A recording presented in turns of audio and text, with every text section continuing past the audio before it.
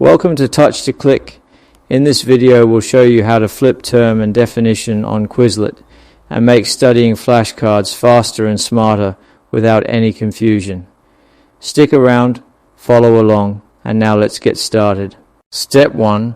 Open your browser and go to the Quizlet website. Then log into your account using your email or connected login. This step is important because you must be signed in to access your saved study sets and make any changes to them. Step 2. Once you're logged in, go to your library section where all your saved content is stored. Then head over to the flashcard option. This area shows all your flashcard sets and helps you quickly find what you want to study or edit. Step 3. Find the flashcard set you want to edit and click on it to open the full set.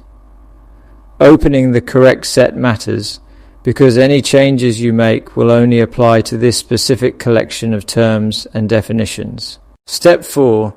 Look for the 3-dot icon, usually located near the top right of the flashcard set, and click on it, then select the Edit button.